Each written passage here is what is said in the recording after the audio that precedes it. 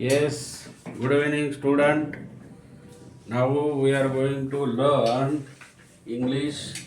We know the two types of letter, formal letter and informal letter.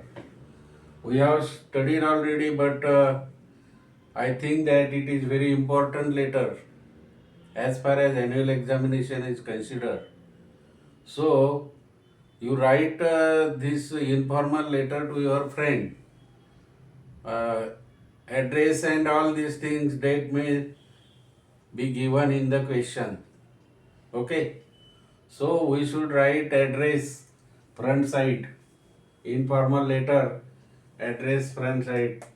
काय जो असेल तो ॲड्रेस लिहून टाकायचा, महत्त्वाचा ॲड्रेस. 2-4 पत्र लिहिले की तुमचा सराव होऊन जाईल. 5 मार्क्स गेट मित्र हो, 5 मार्क. आणि जो मित्र असेल dear friend Mohan, dear friend मुलींनी लिहायचं काय राखी, किंवा डिअर फ्रेंड मनीषा, मुलांनी लिहायचं डिअर फ्रेंड मोहन, रामा, गोपाल, काय असेल ते लिहायचं. आणि मग ते कशाच्या संदर्भात तुम्हाला तिथं दिलेलं आहे तो संदर्भ आधी वाचायचा. You first have read, you should have to read first in this question paper which is given to you.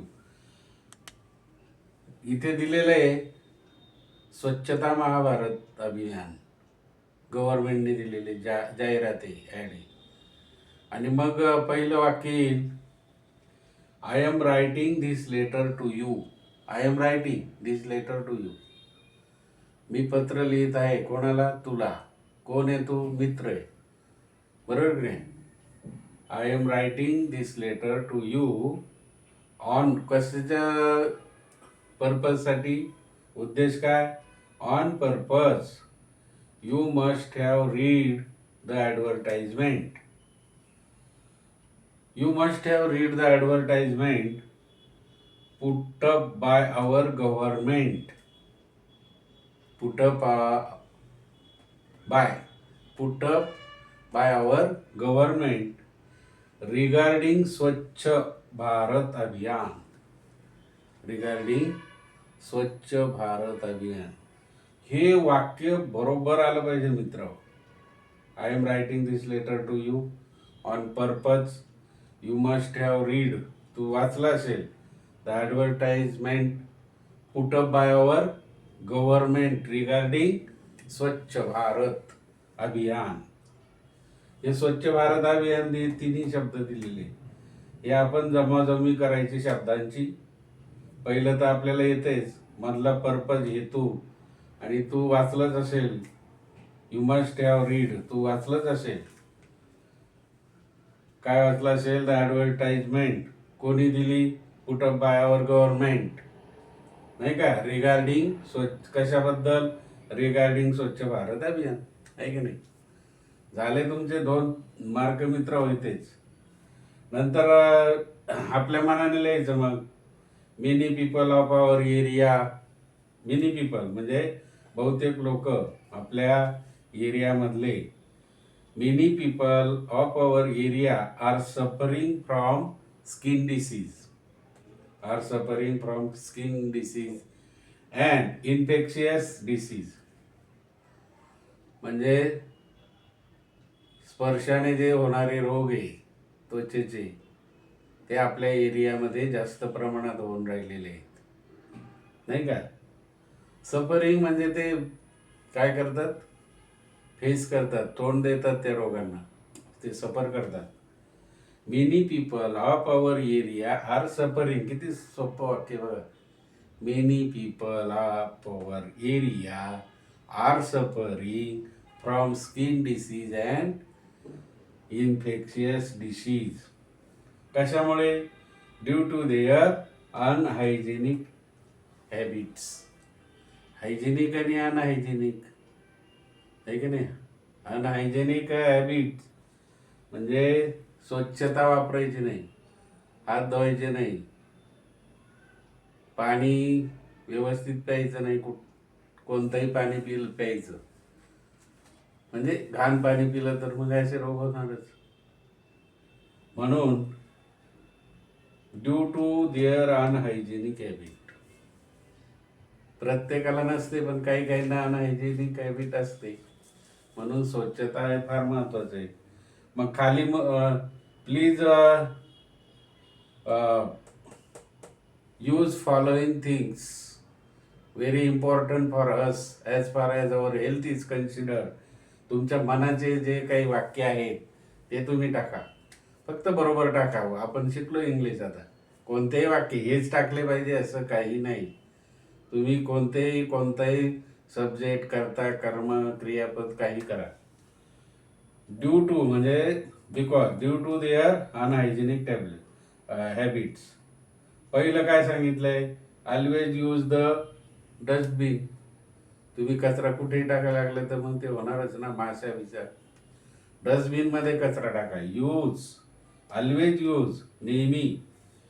Use always म्हणजे नेहमी. Always use the dustbin.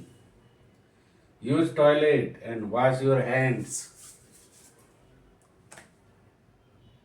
With the help of soap. नाही तर तसेच हात जाणार आणि जेवत बसणार, उपयोग नाही. That is unhygienic. Plant more trees.